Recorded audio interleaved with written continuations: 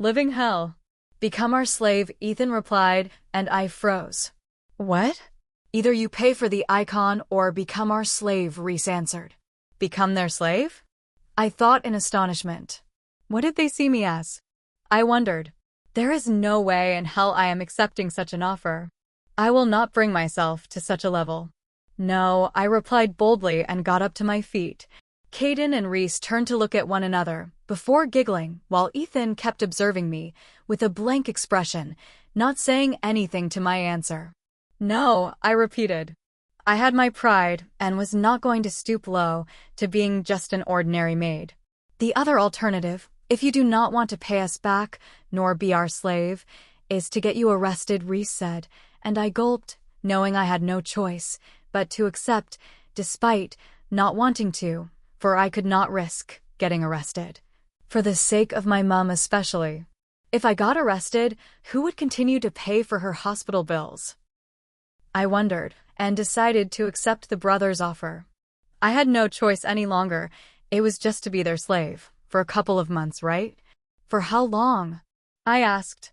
Till we decide to let you go, Caden replied gently, and I arched my left eyebrow at him. What? I yelled. Do you prefer getting arrested then? Ethan asked, and I gulped once more, swallowing my saliva. All right, I said reluctantly. We did not hear you, Reese said, with an annoying smirk. I knew he did, but just wanted to frustrate me. I will be your slave, I repeated, and he grinned. Now, that's more like it, he added. Since we are done here, let's leave, Ethan told his brother, and made his way out of my apartment, without even sparing me a glance. Reese followed suit, not before, throwing me an evil smirk. I watched him walk out of my apartment and turned, only to squeal in fright. Caden was right in front of me, bending towards my face, his lips almost touching me. I tried to move backward, but suddenly felt his arms around my waist, stopping me from moving. He was bending closer and closer to my lips. Does he perhaps want to kiss me?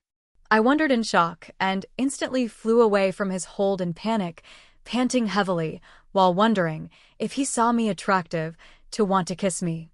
Just then, Caden chuckled. Do you really think I would kiss an elephant like you? He asked, and I felt my heart shattering to pieces at his words. You are way too ugly for me to kiss, he added, disgust boldly written on his face. I felt tears at the brim of my eyes, and I blinked it back.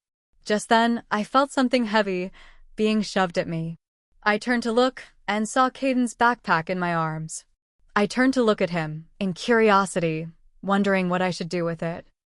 As our new slave, you are also entitled to do my assignments, he told me with a grin, before walking past me and out of my house, slamming the door loudly behind me.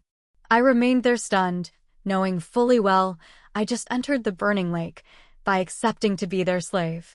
The worst part was, I had no idea when I would be freed. Probably never, and the way I see it, those triplets' plans to make my life a living hell. I thought. Please download Novels Ago and search the code in the upper left corner to continue reading.